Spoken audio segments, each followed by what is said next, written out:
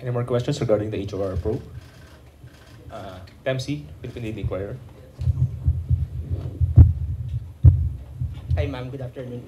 Regarding din sa probe, kasi apparently parang there was a response from some of the congressmen about yun nga, yung sa, dahil wala nga po kayo ngayon doon, won't you ever attend the House probe, diba? Parang, is there a chance that you might still appear there or at least, kumbaga parang have any other responses in responses sa sinasabi nga nila na hindi raw po kayo umaattend doon sa mga ongoing na inquiry ngayon relating to the alleged anomalies during your time sa DepEd? Opo. Nasabi na po namin doon sa opening statement ko kung ano yung sa tingin ko ginagawa ng House of Representatives. And lahat naman sa mga sinabi ko, meron kaming basihan. At sinabi ko doon na what they're trying to do is they're trying to make a case for impeachment. Kasi last year pa yan nila gusto talagang gawin. They're trying to make a case for impeachment. Eh dahil wala silang ebidensya, ang ginagawa nila, nag-fishing sila dito sa mga tanong sa loob. Kung maririnig nyo, o di ba mali? Di ba mali? Ginagano nila yung sumasagot na COA resource person.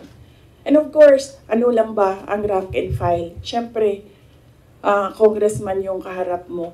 E di sasabihin mo, oo po, may mali.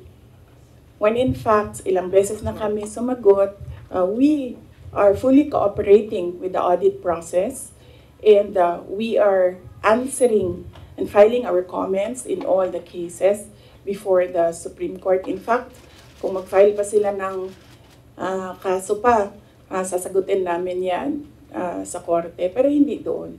Kasi kung gusto nila mag-impeach, huwag nila kunin sa akin sa mga bias na tanong nila sa akin ang gagawin nilang impeachment. Kanina, sa tanong mo kung a-attend pa ba ako, we take it one hearing at a time.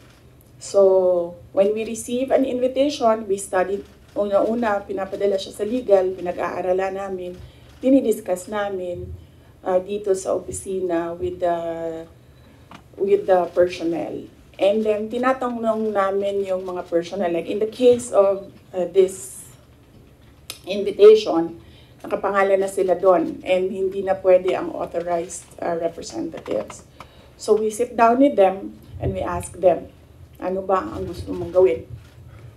So depende sa sagot, yun ang sinusuportahan namin.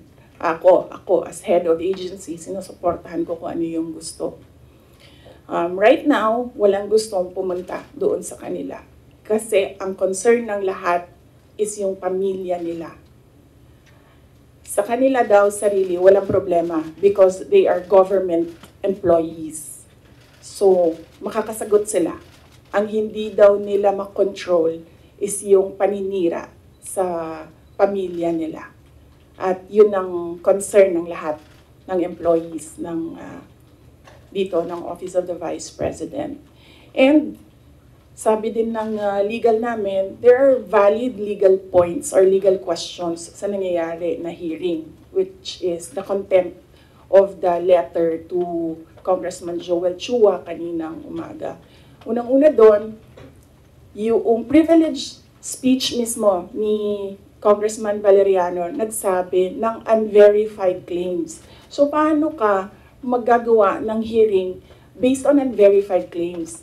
Hanapin mo muna yung mali, tapos ka mag-hearing. Hindi yung doon mo hanapin yung mali sa hearing. Pangalawa, ito yung punto ko nung last akong pumunta sa kanila. Nakalagay sa batas, nakalagay sa constitution natin. Inquiry in aid of legislation. Hindi siya gumamit ng investigation. Sabi niya doon, persons, the right of persons shall be respected. Hindi siya nagsabi ng witnesses. Pero pagdating mo sa rules sa loob ng House of Representatives, rules nila in aid of legislation, ginagamit na nila interchangeably. inquiry and investigation, persons and witnesses. Mag-decide muna sila, ano ba sila doon, korte o hindi. Hindi naman sila korte. Paano ko nasabi na gumagalaw sila na parang korte? Nilagay nila doon. The rules of court are supplementary to these rules. So, ibig sabihin, gumagamit na sila ng rules of court. Ang ginagawa nila doon na is an investigation that is akin to the judicial process na ginagawa ng NBI, na ginagawa ng DOJ, na ginagawa ng mga piskal. At ang isa pang punto namin doon sa sulat ay, ano yung pangatlo? Kalimutan ko na. Pahingi tubig, sir.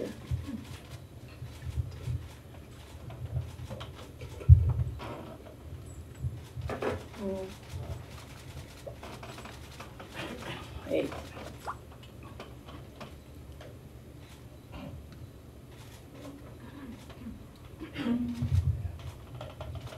Napagod ako sa kakasulat nito kagabi.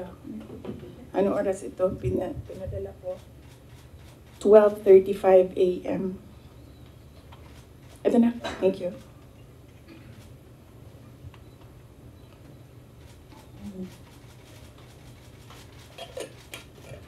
Yeah. Ito yung isang punto ko dyan. Nakalagay doon sa Constitution.